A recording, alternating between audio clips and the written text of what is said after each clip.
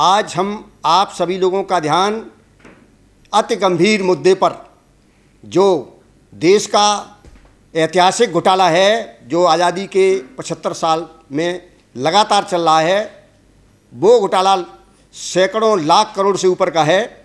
इसमें जो अनारक्षित वर्ग है, यानी जो 40.5% जो अनारक्षित वर्ग में कोटा आता है सरकारी नौकरियों का, उसका बड़ा घोटाला है।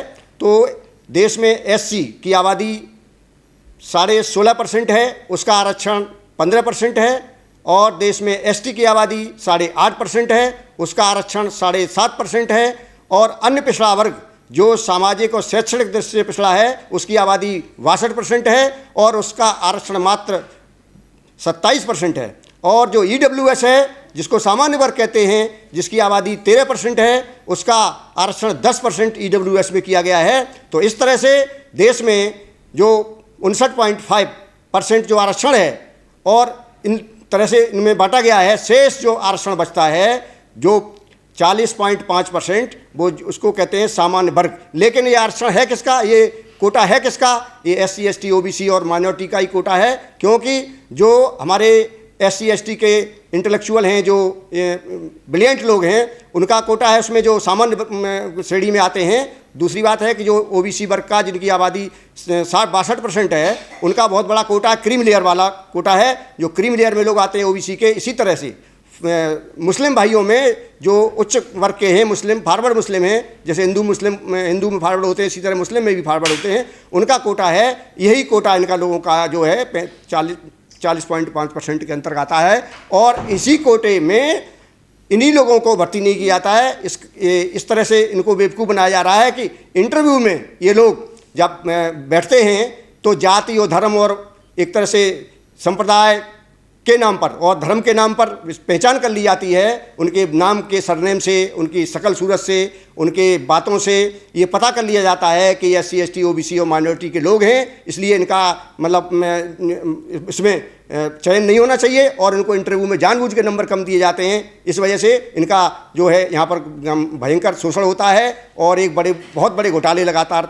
75 साल से चलते आ रहे हैं। इसके बाद अब जो ये स्थिति बनती है देश की कि ये कोटा जो है उनको नेशन बिल्डर्स को, ये तभी देश की समस्याएं समाधान होंगी जब ये नेशन बिल्डर्स एक नया कार्यक्रम चलाया जा रहा है, और चलाया जाना चाहिए देश भर में, कि जो लोग इंटर रिलीजन और इंटर कैटेगरी शादी करेंगे, और उन्हीं लोगों को ये जनरल कोटे का, यानी अनरिजर्व जो कैटेगरी है, उसमें स्थान दिया जाएगा, उन्हीं के लिए होगा।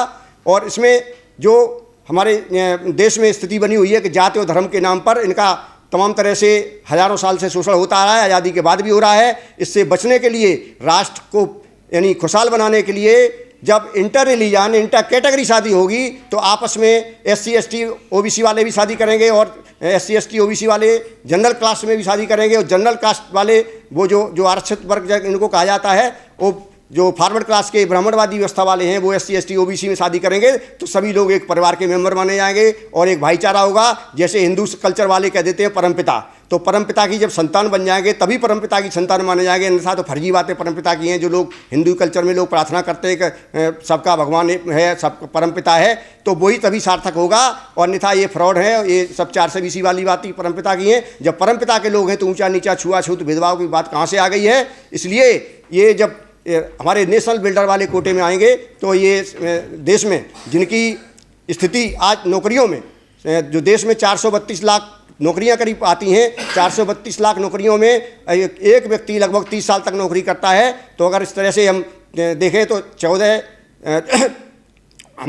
लाख नौकरियां जो प्रतिवर्ष खाली होती हैं, और 14 लाख नौकरियां प्रतिवर्ष खाली होती हैं, उसमें से अगर 25% की बात करें तो 1/4 के लगभग 3.5 लाख होती हैं। तो 3.5 लाख लोगों में ही अगर हम इन नौकरियों का उन्हीं को, बिल्डर्स को दें, तो एक नौकरी पर 100 लोग अप्लाई करते हैं। तो वो जो इंटर रिलीजन, इंटर कैटेगरी शादी करेगा, उसी को ही नौकरियां मिलेंगी। तो देश में कम से कम 35 लाख, अगर एक नौकरी पर 100 लोग अप्लाई करते हैं, तो 3.5 करोड़ लोग एक साथ इंटर रिलीजन, इंटर यानी कैटेगरी में शादी करेंगे। तो देश का वातावरण सौहार्दपूर्वक बनेगा, पूरे देश में एक अपनत्व की और मैत्रीपूर्ण भावना आएगी। इससे पूरे देश का विकास होगा। जो यूएसए में जो डेवलप कंट्री है अमेरिका और सिंगापुर, उसकी यही स्थिति है कि वहाँ एकदम भाईचारा है, सौहार्दपूर्ण वातावरण है, इसलिए वो मिलजुल के चल रहे हैं और देश में दुनिया में सबसे आगे हैं।